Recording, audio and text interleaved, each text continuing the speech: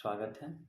आज हरिशंकर परसाई द्वारा एक तीखा व्यंग भेरे और भेड़िए जो प्रतीकात्मक शैली में लिखा हुआ व्यंग है, जिसमें हरिशंकर परसाई ने प्रजातांत्रिक प्रणाली की चुनाव व्यवस्था की धज्जियां उड़ाई हैं और कवियों, लेखकों, नेताओं, पत्रकारों, विचारकों, धर्मगुरुओं की भूमिका पर कड़े प्रहार किए हैं। लेखक ने व्यंग किया है कि जनता भेड़े हैं और चुनाव जीतने वाले भेड़िए जो जनता का शोषण करते हैं। इन भेड़ियों को जिताने वाला वर्ग बुद्धिजीवियों का है। आइए सुनते हैं भेड़े और भेड़िए। हरिशंकर परसाई। एक बार वन के पशुओं को ऐसा लगा कि वे सभ्यता के उस स्तर पर पहुंच गए हैं जहां उन्हें एक अच्छी शासन व्यवस्था अपनानी चाहिए और एक मत से यह तय हुआ गया कि वन प्रदेश में प्रजातंत्र की स्थापना हो।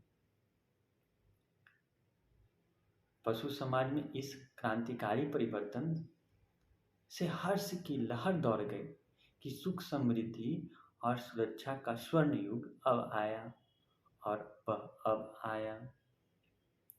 जिस वन प्रदेश में हमारी कहानी ने चरण धरे हैं उसमें भेड़े बहुत निहायत ने ईमानदार, कोमल, विनयी, दयालु, निर्दोष पशु जो घास तक को फूंक फूंक कर खाता है। भेड़ों ने सोचा कि अब हमारा भय दूर हो जाएगा। हम अपनी प्रतिनिधियों से काम बनवाएंगे कि जो जीवधारी किसी को न सताए, न मारे, सब जिए और जीने दें। शांति, स्नेह, बंधुत्व और सहयोग पर समाज आधारित हो। और इधर भेड़ियों ने सोचा कि हमारा अब संकट काल आया। भेड़ों की संख्या इतनी अधिक है कि पंचायत में उनका ही बहुमत होगा और अगर उन्होंने कानून बना दिया कि कोई पशु किसी को न मारे तो हम खाएंगे क्या और हमें घास चरना सीखना पड़ेगा। ज्यों-ज्यों चुनाव समीप आता, भेड़ों का उल्लास बढ़ता जाता। ज्यों-ज्यों चुनाव समीप आता, भेड़ियों का दिल बैठा जाता। एक दिन बूढ़े सियार ने भेड़िए से कहा, मालिक, आजकल आप बड़े उदास रहते हैं। हर भेड़िए के आसपास 2-4 सियार रहते ही हैं। जब भेड़िया अपना शिकार खा लेता है तब ये सियार हड्डियों में लगे मांस को कुतर कर खाते हैं और हड्डियां चूस लेते हैं। ये भेड़िए के आसपास दुम हिलाते चलते हैं, उनकी सेवा करते हैं और मौके बेमौके हुआ हुआ चिल्लाकर उसकी जय बोलते हैं। तो बूढ़े सियार ने बड़ी गंभीरता से पूछा, महाराज, आपके मुख चंद्र पर चिंता के मेघ क्यों छाए हैं? बस यार, कुछ कविता भी करना जानता होगा या शायद दूसरे की उक्ति को अपना बनाकर कहता हो। खैर, भेड़िए ने कहा, तुझे क्या मालूम नहीं कि वन प्रदेश में नई सरकार बनने वाली है? हमारा राज तो अब गया। सियार ने दांत तिपोड़ कर कहा, हम क्या जाने महाराज, हमारे तो आप ही माई बाप हैं। हम तो कोई और सरकार नहीं जानते। आपका दिया खाते हैं, आपके गुण गाते हैं। भेड़िए ने कहा, मगर अब समय ऐसा आ रहा है कि सूखी हड्डियां भी चबाने को नहीं मिलेंगी। सियार सब जानता था, मगर जानकर भी न जानने का नाटक करना न आता तो सियार शेर न हो गया होता। आखिर भेड़िए ने वन प्रदेश की पंचायत के चुनाव की बात बूढ़े सियार को समझाई और बड़े गिरे मन से कहा, चुनाव अब पास आता जा रहा है। अब यहाँ से भागने के सिवा कोई चारा नहीं। पर जाएं भी कहाँ? सियार ने कहा, मालिक, सर्कस में भर्ती हो जाइए। भेड़िए ने कहा, अरे वहाँ भी शेर और रीछ को तो लेते हैं, पर हम इतने बदनाम हैं कि हमें वहाँ भी कोई नहीं पूछता। तो सियार ने खूब सोच कर कहा, अजायब घर चले जाइए। भेड़िए ने कहा, अरे वहाँ भी जगह नहीं है, सुना है वहाँ तो आदमी रखे जाने लगे हैं। बूढ़ा सियार अब ध्यान मग्न हो गया। उसने एक आंखें बंद की, नीचे की होठ को ऊपर के दांत से दबाया और एकटक आकाश की तरफ देखने लगा, जैसे विश्व आत्मा से कनेक्शन जोड़ रहा हो। फिर बोला, बस समझ में आ गया मालिक, अगर पंचायत में आपकी भेड़िया जाति का बहुमत हो जाए। भेड़िया चिढ़कर बोला, कहाँ की आसमानी बातें करता है? अरे हमारी जाति कुल 10% है और भेड़े तथा अन्य छोटे पशु 90%। भला वे हमें काहे को चुनेंगे? और कहीं जिंदगी अपने को मौत के हाथ सौंप सकती है। मगर हाँ, ऐसा हो सकता तो क्या बात थी। बूढ़ा सियार बोला, आप खिन्न मत होइए सरकार, एक दिन का समय दीजिए, कल तक कोई योजना बन ही जाएगी। मगर एक बात है, आपको मेरे कहे अनुसार कार्य करना होगा। मुसीबत में पड़े भेड़िए ने आखिर सियार को अपना गुरु माना और आज्ञा पालन की शपथ ली। दूसरे दिन बूढ़ा सियार अपने 3 सियारों को लेकर आया। उनमें से उसने एक को पीले रंग में रंग दिया, दूसरे को नीले में, तीसरे को हरे में। भेड़िए ने देखा और पूछा, अरे ये कौन है? बूढ़ा सियार बोला, ये भी सियार हैं सरकार, मगर रंगे सियार हैं। आपकी सेवा करेंगे, आपके चुनाव का प्रचार करेंगे। भेड़िए ने शंका की, मगर इनकी बात मानेगा कौन? ये तो वैसे ही छल कपट के लिए बदनाम है। सियार ने भेड़िए का हाथ चूमकर कहा, बड़े भोले हैं आप सरकार। अरे मालिक, रूप रंग बदल देने से तो सुना है आदमी तक बदल जाते हैं, फिर तो ये सियार हैं। और तब बूढ़े सियार ने भेड़िए का भी रूप बदला, मस्तक पर तिलक लगाया, गले में कंठी पहनाई, मुंह में घास के तिनके खोस दिए। बोला, अब आप पूरे संत हो गए, अब भेड़ों की सभा में चलेंगे। मगर 3 बातों का ख्याल रखना, अपनी हिंसक आंखों को ऊपर मत उठाना, हमेशा जमीन की ओर देखना और कुछ बोलना मत, नहीं तो सब पोल खुल जाएगी और वहाँ बहुत सी भेड़ें आएंगी, सुंदर सुंदर मुलायम मुलायम, तो कहीं किसी को तोड़ मत खाना। भेड़िए ने पूछा, लेकिन ये रंगे सियार क्या करेंगे? ये किस काम आएंगे?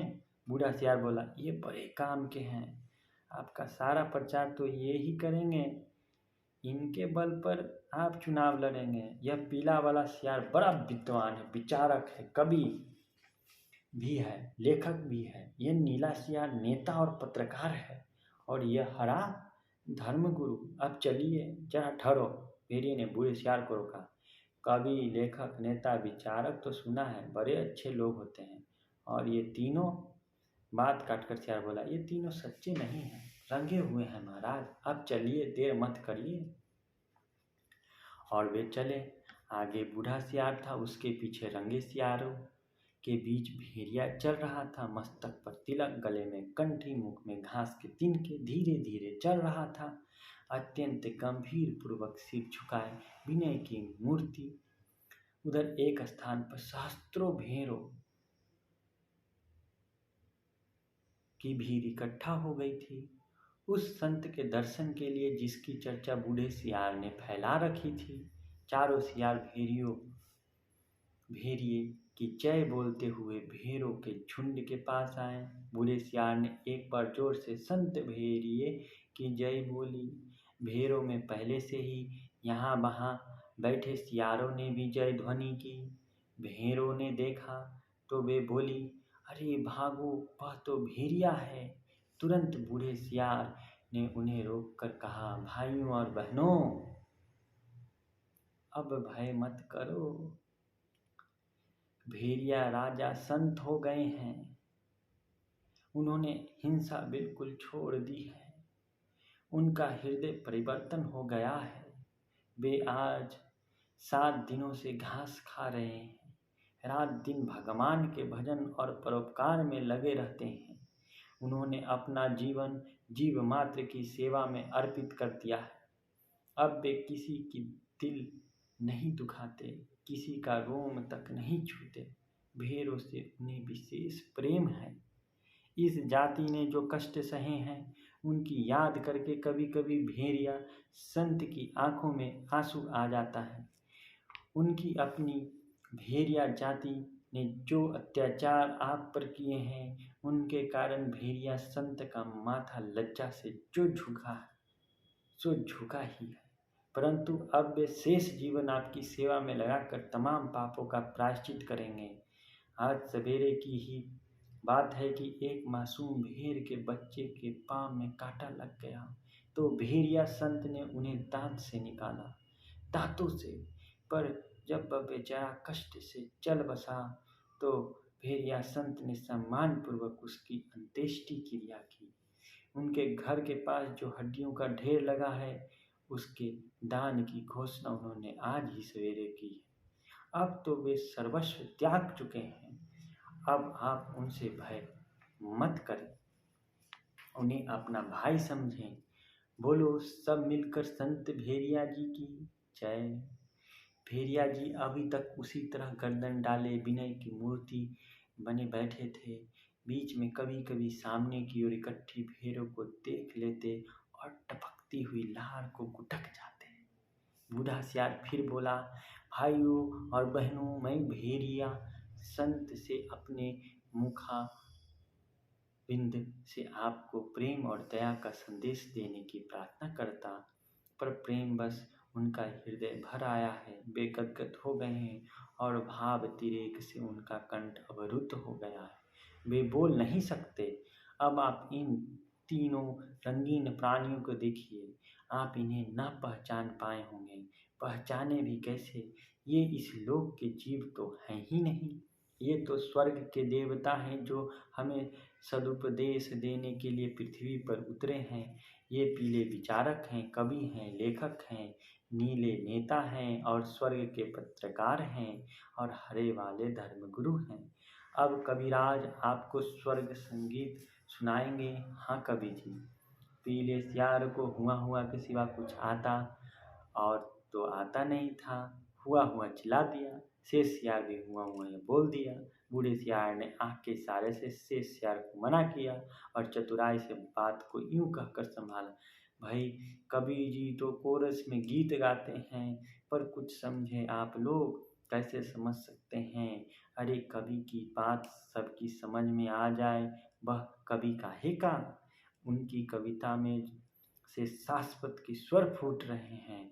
वे कह रहे हैं कि जैसे स्वर्ग में परमात्मा वैसे ही पृथ्वी पर भेड़िया।